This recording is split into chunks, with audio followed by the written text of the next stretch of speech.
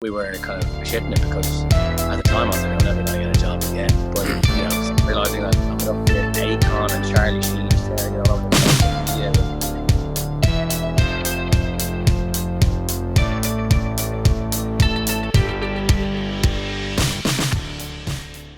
Welcome to the Journey Podcast, episode 1. Thank you for joining me today. No worries, a pleasure to be on here, and hopefully I can help inspire some people with their journey. For those who don't know, you will. You have quite the reputation for roaming the globe, multiple businesses, an entrepreneur.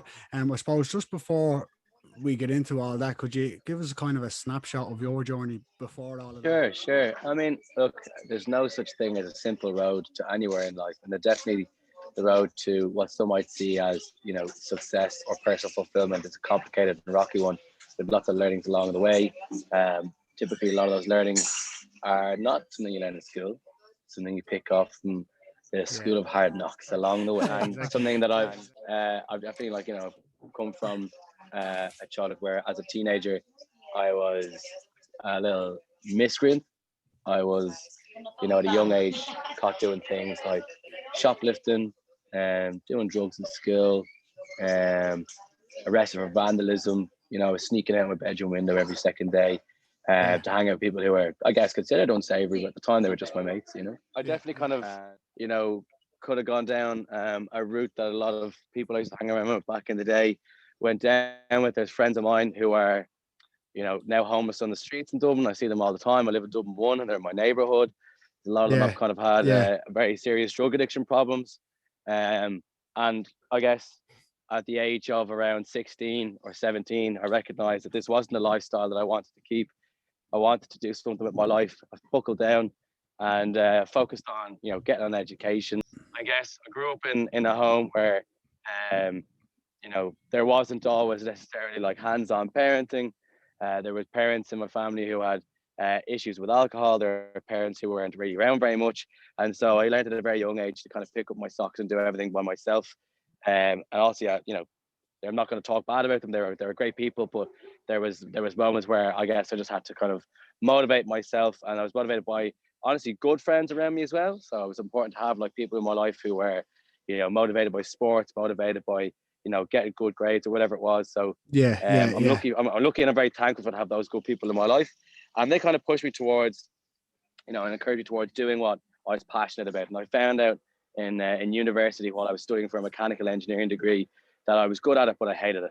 And what I really loved was actually organising events. And over the course then from the last 10 years, between starting off as a little foot soldier in the street, handing out flyers, to try and get people into club nights, earning €1 for every flyer with my name on it that got through the door. Big commission. Big bucks, baby. After that, then I found myself working in sales and retail, and again, getting to learn how to present myself. And then in college, going for jobs in the student union and addressing thousands of students every week, learning public speaking skills, and all that tying into professional development of how to present your business idea, how to pitch, how to sell, how to coerce and persuade. And now we've got like a global entertainment enterprise that spans across all the English speaking countries in the world, from Australia to the US and Ireland and the Middle East in between.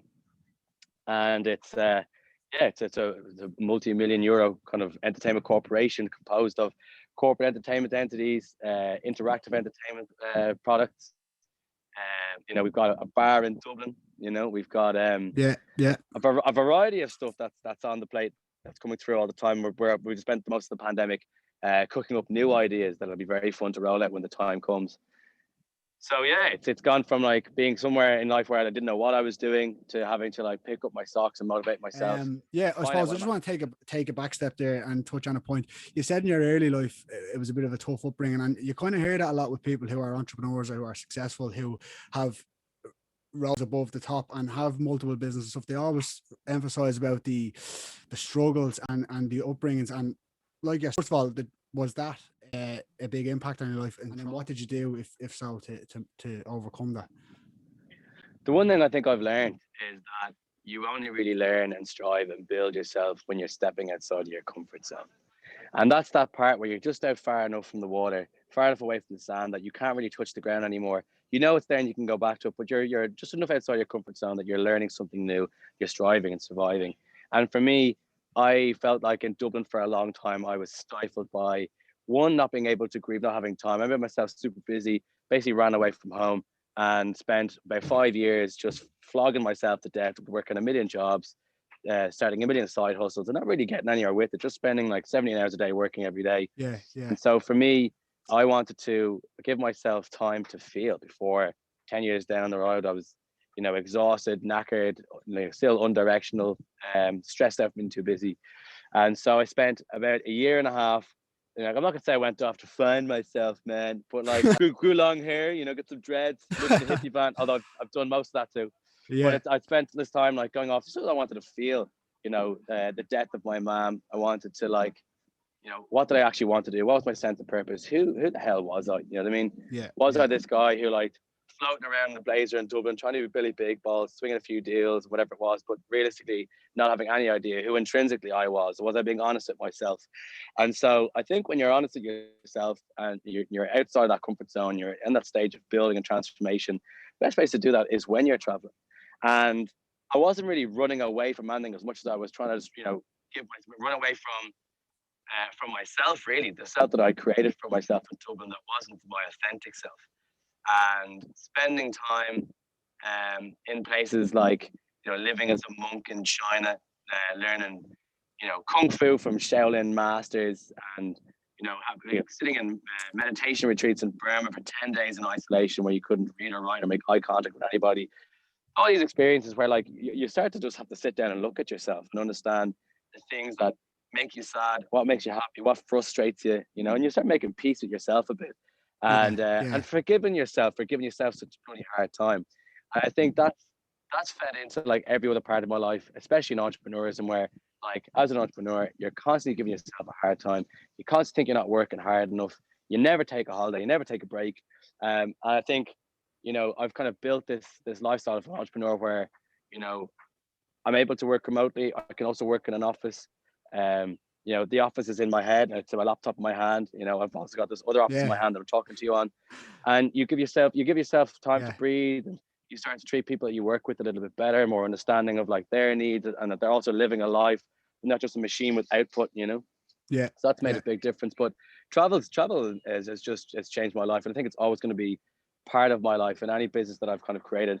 I've always kind of adopted the role in the business where like I don't necessarily need to be sitting behind a counter or sitting at a desk, yeah. and the Brilliant. outputs can still be very productive.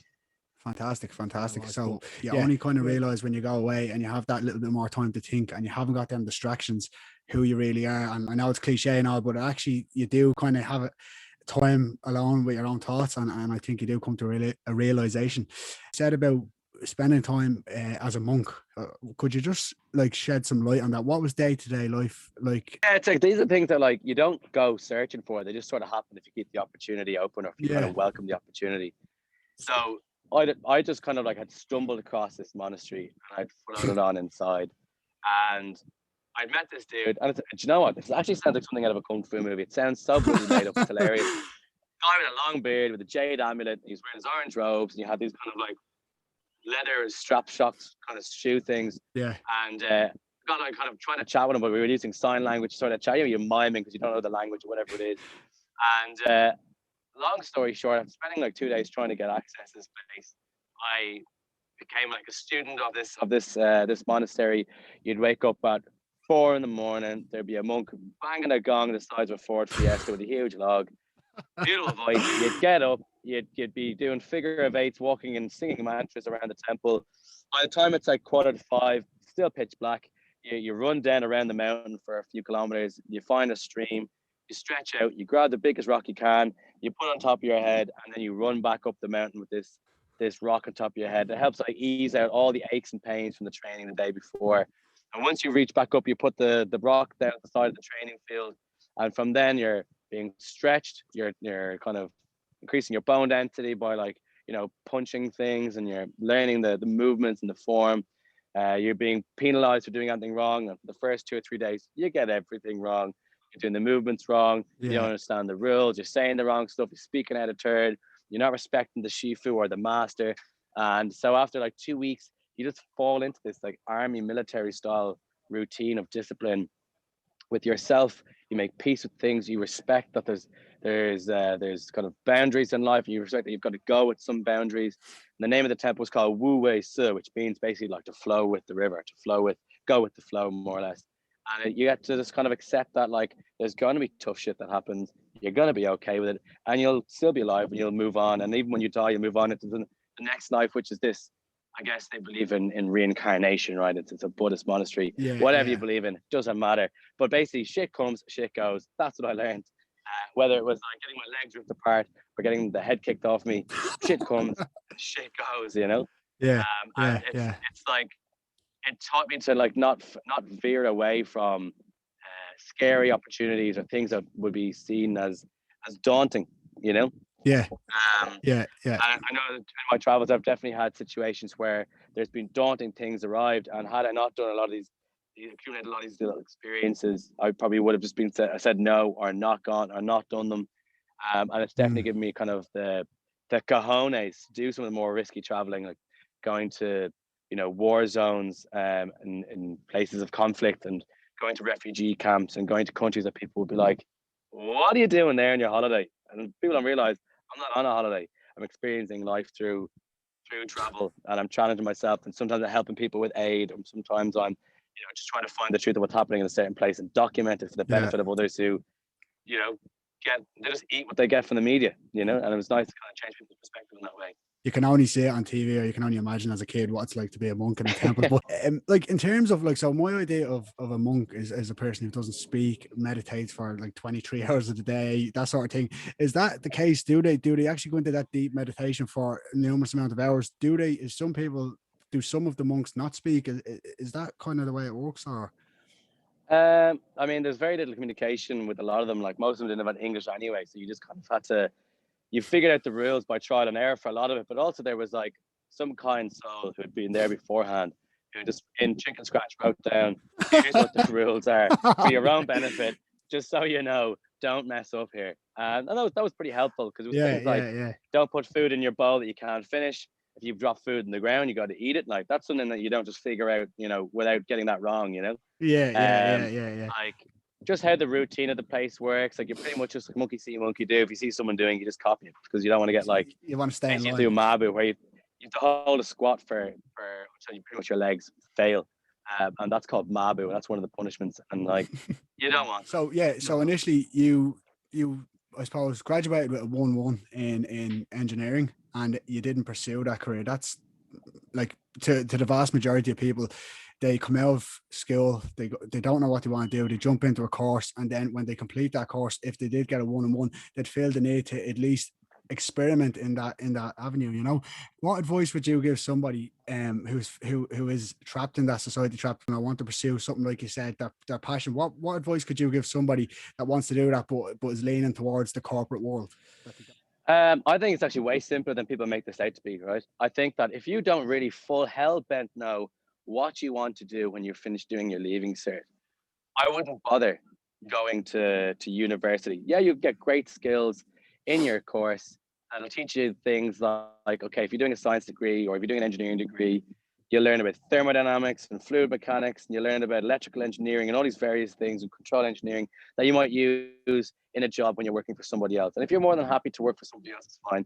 But oftentimes I find that if you're passionate about something, give that a try first, because you get one shot at getting basically almost a semi-free education. In Ireland, it's not free, but it's definitely cheaper than a lot of other places in the world.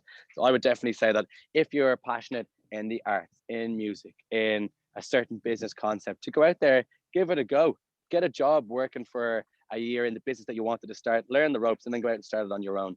And then if you realize after like a year or two or whatever it is that you haven't got what you wanted from it, and you actually maybe spent more time, or maybe I want to learn a business degree, I want to learn a marketing degree, then go do that. I wouldn't be of the opinion that you need to rush into going straight into third level education. It's always going to be there anyway. You'll have your leaving cert results. You can get stuck in whenever you want. You're not going to be missing out on by putting a year or two into investigating your passions after college. A lot of people think it's like a race of, right, now you got your CEO, go straight into university, you're doing a course that you think you like. But the reason most people don't end up working in what they're doing is because they just picked something because they had to. Yeah, There's this yeah, like yeah, this exactly. illusion of there's this illusion of, you know, the lack of time. I don't understand why it's there. It's like you got to get into a job as soon as possible. If you're not working for a year, what are you really doing?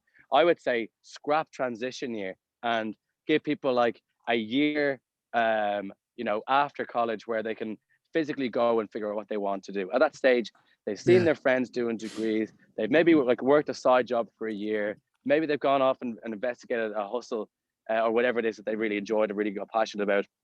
Because a year of like flogging a horse, figuring that stuff out, that's enough time to figure out what you want to do. yeah, At yeah, that yeah, stage, maybe you figured out how to do graphic design on the side. Maybe you figured out how to like do a bit of accounting and do some spreadsheets. Maybe you figured out how to, draft up a business plan. And all these things can like configure into like what you're going to do going forwards. yeah. But I've seen like everyone around me like going when I was doing obviously I did my leaving cert in 2008. But in 2009, most people who were in college, most of them now are not doing anything to do With with what they I studied. think that's really important. I was actually going to ask you that. But given someone who's in your position and experienced so much, do you think, or have you any ideas what you would put into the, I suppose, in between school and college to give people an idea of what they want to do? But so There should be like a startup boot camp or something like Google do a startup boot camp like every year, and it's for like just people like you and me who just have an interest in entrepreneurship, maybe giving it a go.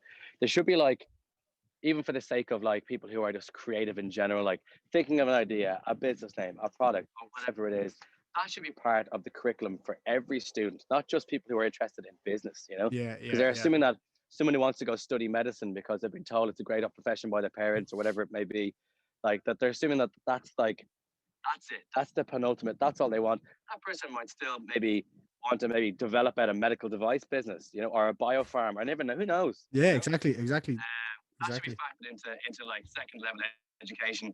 I think it's more important than learning, what the Romans did. I mean that's important too, but it's definitely more important to figure out essential life skills like, what do you do when it comes to pay tax? What's that about? Yeah, What if I want to register a business? How do I even do that? yeah, yeah, yeah, yeah, Where do I go to get a loan? What's an investment? How does that work? All yeah. that kind of stuff super important. Absolutely, absolutely. I think that's right on, like right on the money.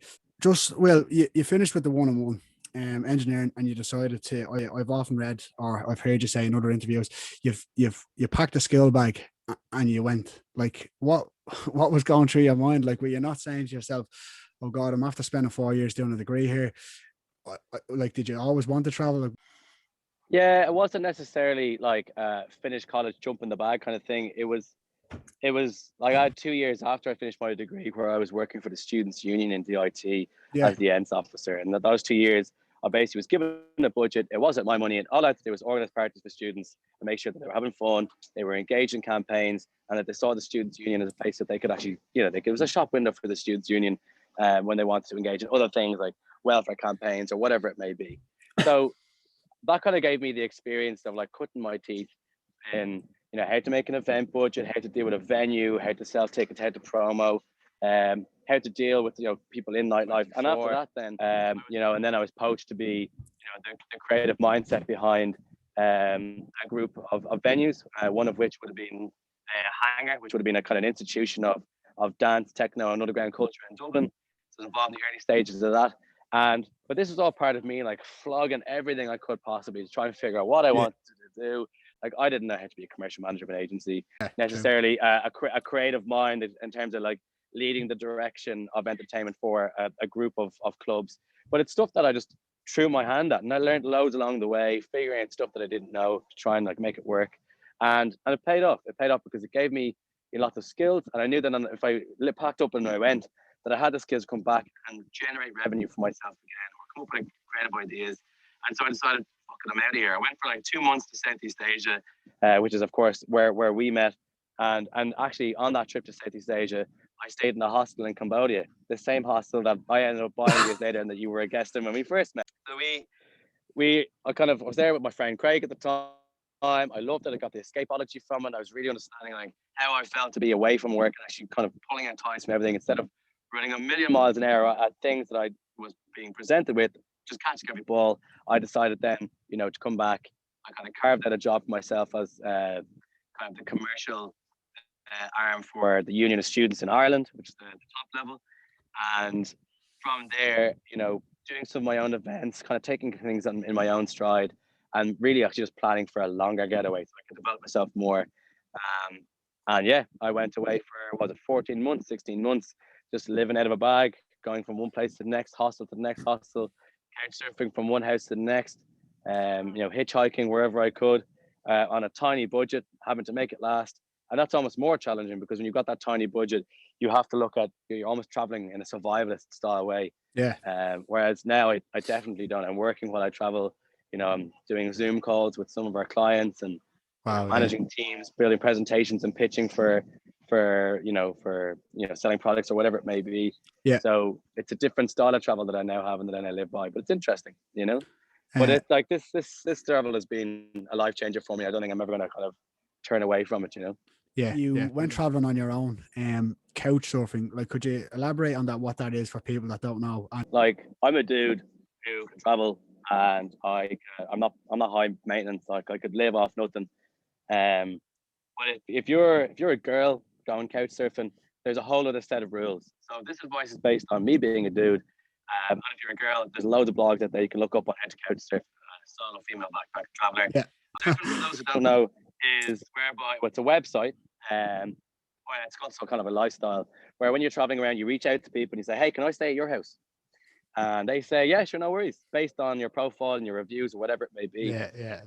But typically, like, I've couch surfed a lot even without using the couch surfing website, and it's where someone decides to host you, and when you get there, you basically play the role of the guest.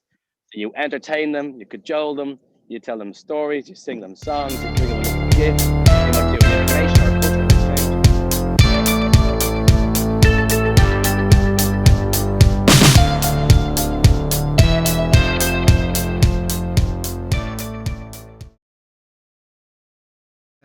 Welcome to episode 1, part 2 of the Journey podcast. We had to do this again because we had technical difficulties. So yeah, I think last day we were touching on couch surfing and how that was working for you. You explained very well. You played a role as the guest, stuff like that. So we met in Cambodia. So I suppose I'll start with that. Glenn, backpacking through Cambodia, real rural, in the middle of Siem Reap. Land in this hostel, right? Checking in. Next of all, I was like, "Oh, our manager is actually Irish," and then you pop up with a big Dublin accent. I was like, "What?" I was saying to Glenn, I was like, "What the fuck? Like, this is weird." Like, I just didn't expect that, considering the people and the culture we were in at the moment. Just didn't expect to see someone from Dublin. So my first initial impression of you was, I think we went down to the lake. Do you remember the lake on the Sunday? I think it was, where you had this this ritual thing where you were, I suppose, acting as a priest. I don't know, you probably are a priest. I don't actually know. But you were seen in the eye of the guests as the priest. And I just thought to myself, I was like, this fella is a mad cunt, because we went down, you had your guests, you put them in these donut things, and you were doing the ceremony and all that. And I was saying to Glenn, I was like, this fella is an absolute headbanger. Like, so the long story short, where I'm getting with that, yeah, I think it was in a WhatsApp group. You know, Morta. I think Morta said it. He goes, "Oh, I know Will. Will was actually he's that lad that backpacked on the front line of Iraq." And I was like, "What?" I goes, "Fuck, I heard about the story, but I never actually looked into it until, obviously, I looked into it then because I was staying in a hostel and I was seeing you and Craig and stuff. Looked into it. I was like, no way. It was a bit of a surreal moment for me. I was like, what the fuck?" I goes, how does that even happen? The people that are tuning in, like, what happened, how you ended up on the front line of Iraq and what it was like and stuff like that. That was madness, like. Yeah, I do remember meeting you, and I remember saying to you that I got a bottle of Jameson behind the bar. It used to be for you lads, and that you and Glenn managed to polish off the entire bottle of Jameson in the first night.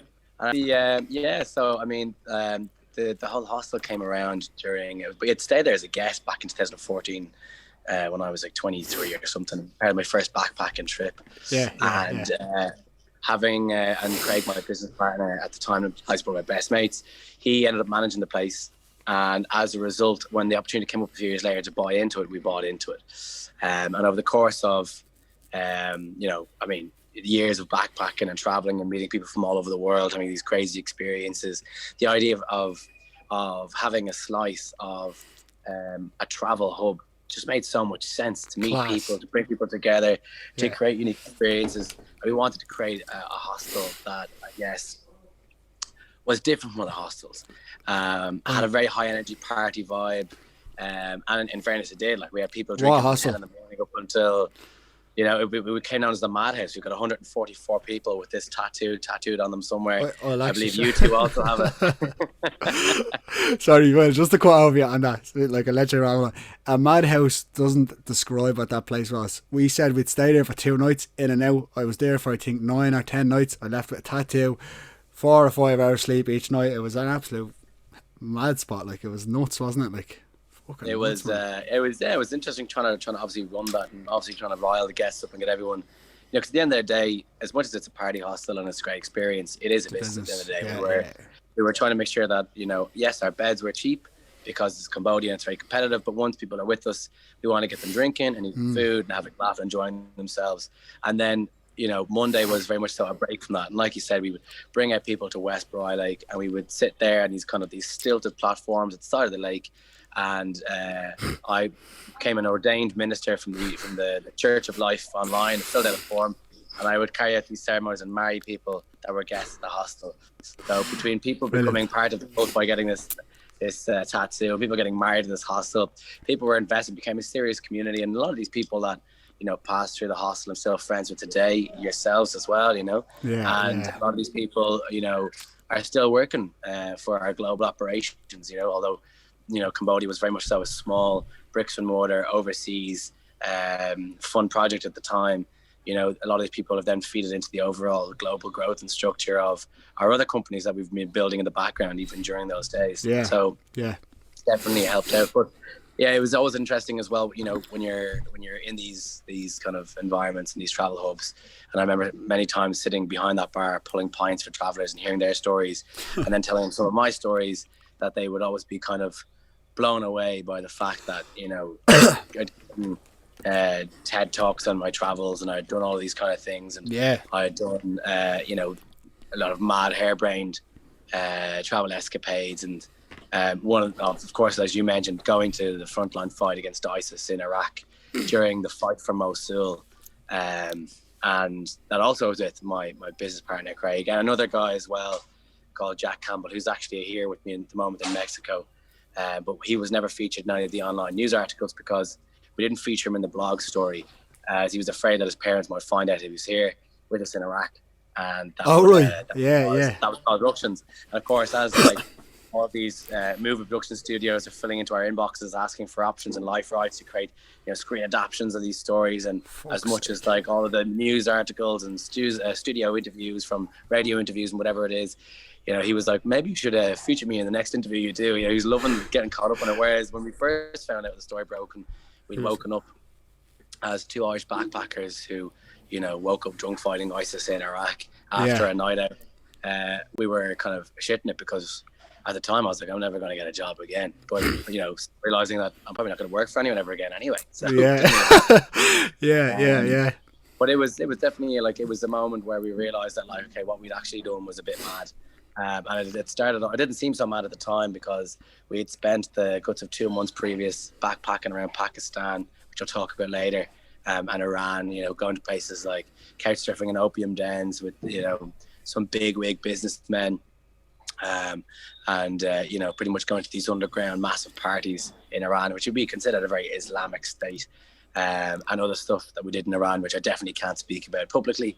So yeah, so I mean, we found ourselves kind of, you know, going through a small gradual escalation from event to event, from moment to moment, to adventure, where nothing really seemed outside the realms of possibility after a while. And we just began saying yes to everything, which kind of became a motto for living life later on. And we'd just hitchhiked across the border from Iran into the northern region of Iraq, which is Kurdistan. And if you talk to a Kurdish person and you call it Iraq, they'll constantly correct you on it. The optimists, the Kurds, basically stood in to fight ISIS when the Iraqi army dropped their weapons and ran, primarily because they knew that these people had nothing to lose, that they were waiting for virgins in heaven and were willing to give themselves up for it, whereas the Kurds were very, very nationalistic. They said, this is our land, it's always been our land. Before Iraq was even a country in the 1940s, we were Kurdistan, so they fought tooth and nail to basically kill ISIS, and it was take no prisoners, in the sense that if they came out waving white flags, they didn't care. They were going to kill them anyway. So the Kurds pretty much they were on a mission for blood. And we'd become to know the Kurds quite well over the few weeks that we became to know them, and during the process getting to know the Kurds, their mission, their purpose in life, their history, what they've gone through, how they've been persecuted by Saddam Hussein, how their torture prisons and the methods they used to torture the Kurds, and make forced confessions so they could make executions of the Kurds and wipe them out in a form of modern genocide, was something that just struck home with us, and we were curious to know more. And through meeting a lot of Peshmerga soldiers, captains, lieutenants, people who are spending every day at the front line or coming back to take care of their families, it struck a chord. And given the opportunity to kind of hang out with more of these guys, we would go and socialize with them in teacher mess halls in the evenings, and we would, I guess, just learn to really empathize with their plight. And during a, I guess, heavy night of whiskey consumption, I'm going to call it, we were having an absolute railer in this bar. And we were jumping around the place, jumping off tables, having a laugh with all these guys. And I guess we just became like brothers over the course of a small period of time. And the people who were showing us the most amazing hospitality, welcoming us into their homes, feeding us, wouldn't let us pay for things. Basically, we were their esteemed guests. And when given the opportunity to see a defensive perimeter, which is what they call it, or a front line, where we were assured that we were going to be given, the proper briefings, proper convoys of safety, we decided that we would take the, I guess, ethanol-infused decision-making to go and check it out. And so we did. We woke up with a hefty hangover one morning, and we got in a military vehicle and sat in the back of this Humvee-style vehicle and hurtled our way towards a place called Kirkuk, where we would then connect to another place and, make our way down. But on the way, we were given military uniforms so that people would know what side we're on in case something kicked off. And we were initially guided away and turned away at all checkpoints, going through these kind of no man's lands down to these large soil embankments. And it was by sheer luck that we had kind of hit a roadblock because of a summit that was happening in the area, where all the leading military officials were having a summit to discuss how to take back land from ISIS that had initially being liberated but now is under ISIS control again. We got to meet an official that a guy in our convoy who was a fixer knew, and we had parked the vehicle side of the road. He'd ran across, managed to shake the right hands, and shortly after we were brought to a kind of a military institution facility. And we rolled in. We got to meet the general of the Peshmerga army, which is something that no one ever expected would happen, not even the guys bringing us down there. And under the authority of the general, who I guess assumed we were freelance journalists, when we were actually, this young backpackers who were just lads looking for a good time. Yes and no, right? 50% of it kind of goes down to the fact that we've been doing kind of investigative travel blogging. In other words, like taking it upon ourselves to find out the truth of what was going on. Like what is life like in Iran? Who are these people who are fighting against the Taliban on their own back, these vigilantes in the north of Pakistan? And the further we got into it, the more curious we got. We thought we could maybe shed light on what's actually happening at these places where people think that the might of the American army is on the ground, when actually we didn't see one American soldier the entire time we were there. Their only sole purpose in this war was to send in the odd drone strike from the safety of a military base in Houston somewhere, or in Texas somewhere. So anyway, we saw that the people on the ground who were actually putting their lives on the line were actually the men we were sitting down on the floor with, having cups of tea and having lunches with every day, who were showing us videos of them laying serious lead from M60 machine guns into fortifications that had been made by ISIS. Jeez. So given the authority by this general, we were loaded back into our vehicle, as well as a vehicle in front of us and behind us, and brought down to all these checkpoints that initially were turning us away. They'd been given the green light and they let us in. And we basically, approached slowly where we saw these farmers now tilling the land again and trying to rebuild their life on land that's been given back to them after being freed from ISIS. Going past all of these ISIS flags and buildings that have been painted with murals of ISIS. And we kind of drove up this large fortification. So pretty much what you think a frontline is, I guess, is embedded with war movies and whatever it is. But actually, in an urban setting, it's buildings have been taking control, streets have been blocked off by cars. In this environment we were, the front line actually was a load of soil that had been pushed up into a mound and a wall that goes maybe 100 feet, or maybe, sorry, 100 meters in each direction. And every now and again you have an outpost. An outpost is just piles of sandbags, cinder blocks, snipers' nests. It has a small little building in the middle of it where, you know, they eat and they store their munitions, where they sleep and take turns doing shifts. And so we're sitting in one of these little bunkers, and they're asking, you know, is it okay if we take pictures with you? For them, it's also a media war, in the sense that ISIS had done this war of terror using, you know, media to show beheadings, crushing their captives under a tank, you know, drowning them, whatever, and putting these online to scare people that, look, we're coming to your territory, this is what we're going to do to you. And people just laid down their arms and ran, because these psychopaths who had nothing to lose were on a mission to, you know, not, you know, engage in any sort of humane warfare whatsoever. And, you know, they were barbarians. And so for the Peshmerga, they wanted to show that they had the world on their side, that, you know, the media were here, and that they brought out these large collections of M16s, AK-47, M60s, grenade belts, and everything else, and wanted to post pictures to show that, you know, the world is on our side, that there are people, you know, who are traveling to the effort. And in fairness, there was a lot of people that we met who were French and also Canadian freedom fighters who just believed in the eradicating the scourge of the earth. So with military experience, flying in of their own accord and just joining the assault against ISIS. And anyone who came who was a journalist or who wanted to try and document what was going on, the Kurds were taking it very seriously. And I mean, little did they know how big, you know, this actually would go over the course of, I'm going to say about a week or two. Yes. Over the course of a week or two, we were in something like 21 media publications, from Russia Today, you know, Stuff New Zealand, 9 News Australia, all over Irish and UK media. American media was blowing it up. We had Akon and Charlie Sheen sharing it all over their social media with, "Hey, what a hangover!" And then she shared the story on their blog. It went absolutely off the charts, you know. And I had family ringing me in Ireland going, "Well, you're on the front page of the Herald here, and they're calling you a terror tourist, and you're wearing a military uniform in the back of a military Humvee. I thought you were in Thailand. What's going on?" So trying to like field all these calls, explain to family that I'm safe and I kind of know what I'm doing and they've nothing to worry about, is very, very difficult when they just don't believe you or understand the context at hand. Whereas, you know, when it was all breaking news, at that stage we were back in Slimani, and we were, you know, going to see the latest releases in cinema, paying €12 for, you know, lasagna at a fancy hotel, and we were like, we're no longer there, we're totally safe, you know.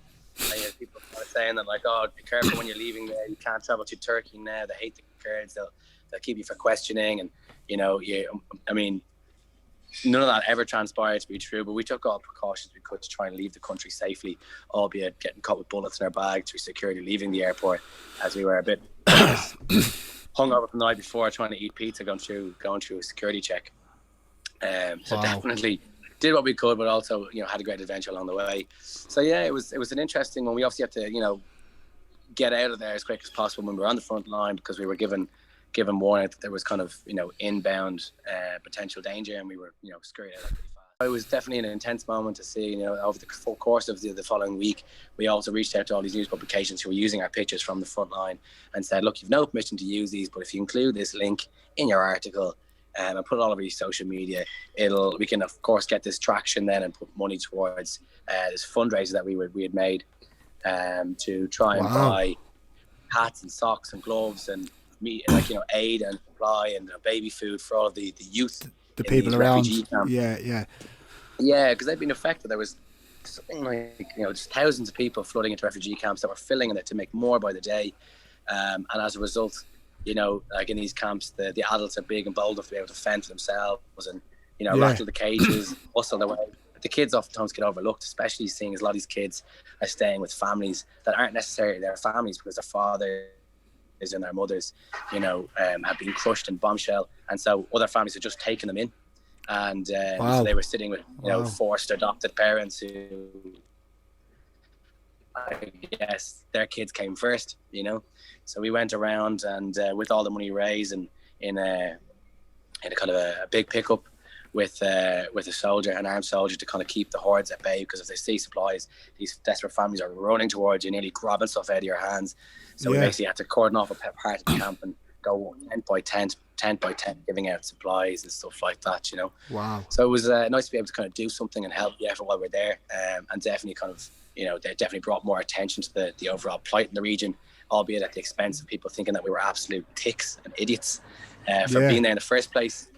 Albeit slowly the story truly coming out as to what we were doing, the kind of people that we were, and, you know, the questions the interviewers were asking towards the end were, you know, what can the greater community do in today's climate to help the cause, to help these people, and to shorten the war effort in the area.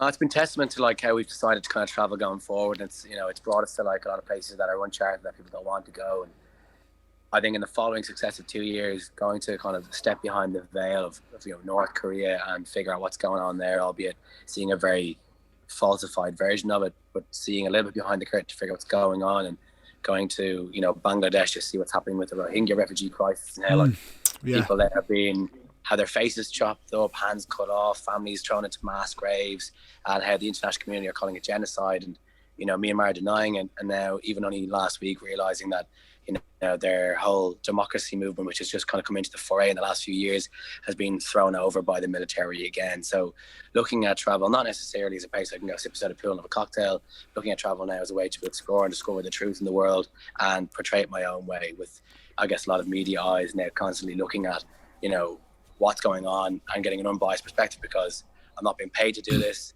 no agenda, and it's just something open source documenting of what I'm doing, you know. Seems like you're something you're passionate about, for what I get from it, from speaking to you now. Yeah, because I obviously know you, and I've met you a couple of times, like, and we're friends a couple of years, but speaking to you on this level about this sort of stuff, I can actually just get a real feel of, like you said, you're not being paid to do it. You're actually just doing it because you're really passionate about it.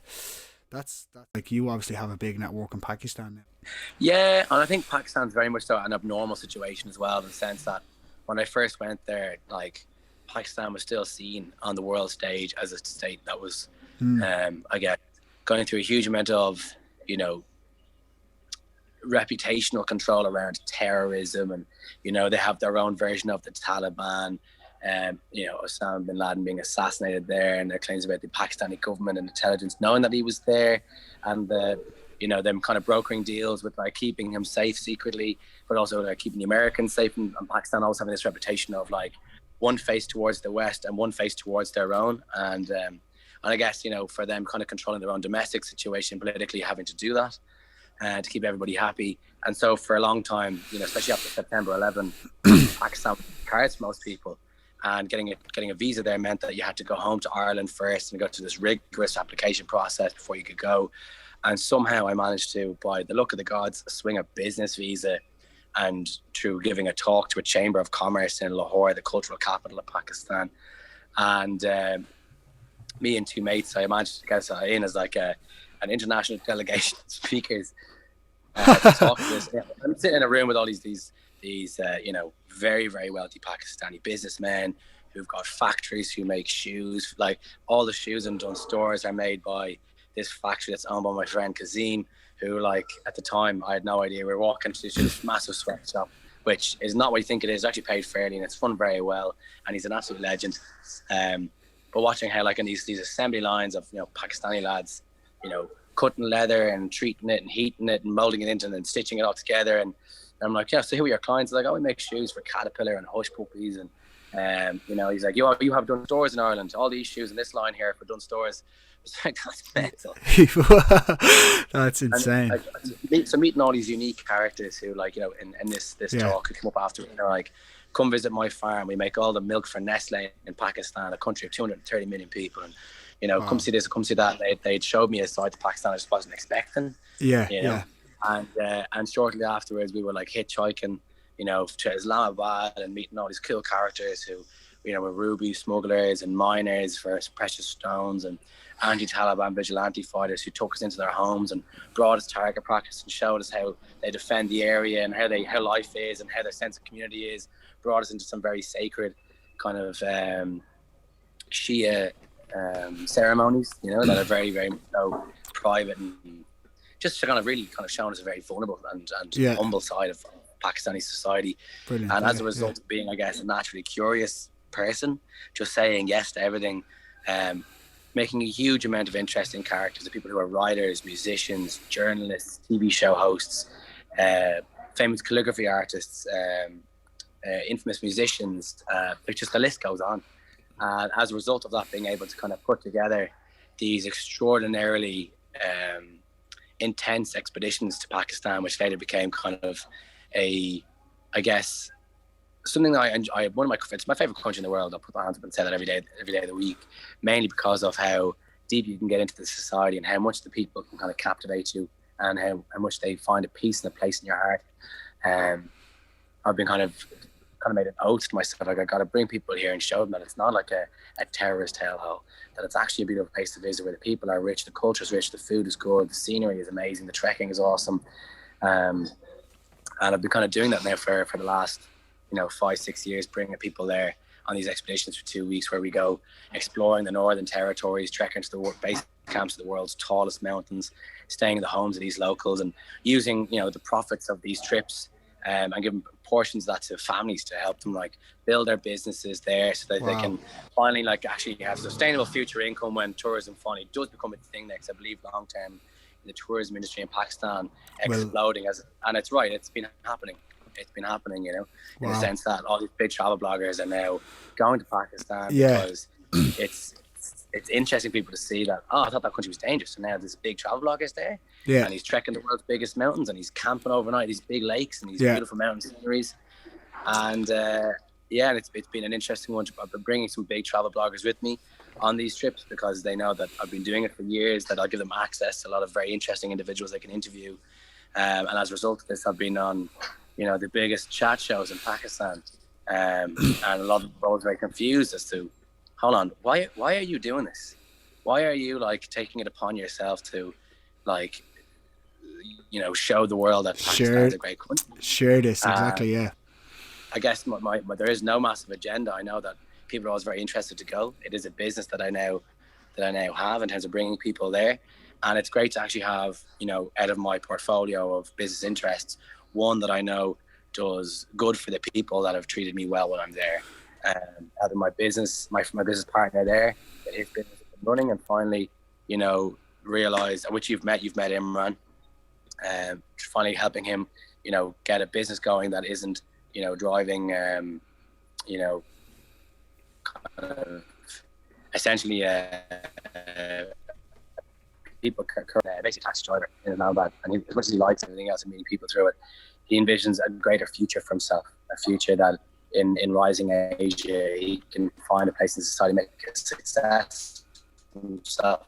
A man who's, made an effort to become very affluent in English and become educated. World matters. He envisions a better future from, was managing, my hostel and boats. It's great to help him, do his business in his home country and visualize a future for himself that he can stand upon and be proud of. And these people that we can go and visit, helping them build out their business too, and look towards a brighter future. You just gone a little bit wonky there, Will. But I got the majority. I got the majority of that. Wow, that's amazing. That is actually can you hear me? Yeah, I can hear you perfectly. Yeah, sorry. Like, wow, like there's one thing having a business, there's one thing being passionate about something, but then giving back to the people that have helped you and I suppose gave you that cultural side of Pakistan. Truly amazing, man. Like, for anyone that's gonna watch this podcast or tune in, it's something that I'm looking to take part in this year. There's 2 tours, is there, this year? Well, 20 in September and August. It's 2 dates. Yeah, so I've got 4 expeditions this year, but 2 of those expeditions are with very large travel YouTubers and bloggers who, I guess, want to also be able to run tours in Pakistan for their followings, because also they want to go themselves. But essentially, obviously, running a tour in Pakistan is not something that you can just do. So the idea being that I'll run it for them and be able to kind of allow myself to kind of run more tours and open up to the opportunity to more people. But if people want to come along on my tours, I've got one tour left in October this year, and there's a very, very small handful of places left on it. Brilliant. Yeah, I'll give you the exact details. You have the exact details. You can. I can link it. Exactly. I'll pop around the links below. Well, that's absolutely brilliant, and thank you for that insight. Just the last thing before you go, I won't keep you too long. It'd be criminal for me not to ask you. Bingo Loco, your, I suppose, most successful business, would it be? I'd imagine. Definitely will be like the cornerstone of it for sure. The harebrained bingo rave. When you started that, what was it like, and how did you scale it to what it is now? It's global, you know, that sort of way. And did you ever think it was going to go that big?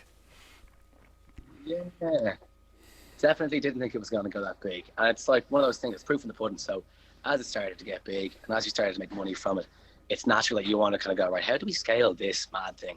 You know, it started off as like a funny idea where we held a show in a small club in Dublin, which we still do it in because we're very loyal to the venues that helped us get it started. You know, we could do much, much bigger venues. And we were on stage for like 5 hours. We came off it, falling apart, locked, sweating, didn't know what we were doing. I had bingo slut written on my chest and wore a furry jacket and a top hat. I had no idea what it was going to be. And the people come past me like, this is the maddest show on earth. You know, we did like comedy MCs and dancers and DJs and mad prizes that ranged from a bag of rubbish all the way up to a holiday. Genius.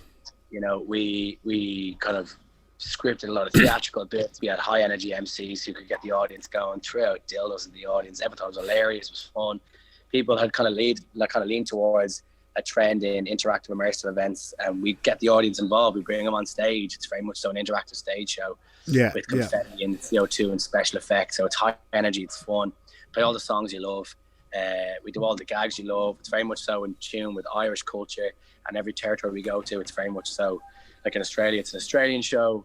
In Texas, it's a Texan show. In the Middle East, it's a fusion, because obviously we have like some English expats, Irish expats to our shows and who are living over there long term. And so it's, I guess after a while we were in Dublin only, and we decided to try a show in Cork and try a show in Galway. It took us a while to get there. We started doing festivals to get more national recognition. And before we knew it, we had, you know, a Bingo Loco location in every county in Ireland except Roscommon, because there's only one hotel that you could do it in, and they're booked out weddings year on year. And we realised that, you know, it was easier to get to a Bingo Loco than it was to find your local Supermax. And this is when we realised that we were a nationwide sensation, and we wanted to bring this outside. And we thought, okay, well, there's lots of Irish overseas who see their friends back at home, you know, attending this. Let's go hit up those locations. So we were selling out gigs in Chicago, New York, Toronto, Vancouver, Sydney, Melbourne, places where people in Ireland go and live for a year or two and sometimes end up staying there long term. And, you know, and then realising that we needed to back the domestic population, that you're going to go through the expats pretty fast, and how we would dynamically change that product. And now it's been testament, because the only operation we have at this very moment, as I'm speaking to you, that's up and running is Australia. We're in something like 7 locations, selling out shows, you know, on repeat. And these aren't small shows, these are in like iconic theatres in some of the biggest cities in Australia. And we're very fortunate to have some of those amazing partners in Australia who, you know, in tandem with ourselves, we partner up on going into the moon, and with a market there that's 5 times the size of the Republic of Ireland. There's a lot of room there for growth, and there's and we're able to kind of get cracking in the time when there's a whole global pandemic happening, and a lot of people can't even leave their house. So, you know, going global has allowed us to take advantage of opportunities that aren't available if we were just an Irish-based business, you know. Mad. Like, that's what I mean. When you think Bingo Loco, like, first of all, when I first heard of it, it was a Dublin thing. Then it was, like you said, Ireland. Now it's global. How does the logistics work? Like the staff and.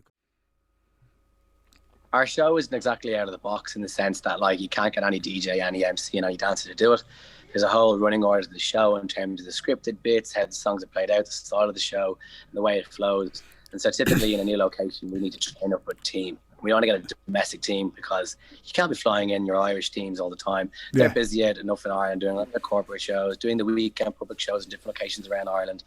And so it's you have the whole stream of contractors who are involved. You've got teams of people in head office positions in various locations. Initially, it's going to be just in Ireland, but then, of course, you get that established slowly.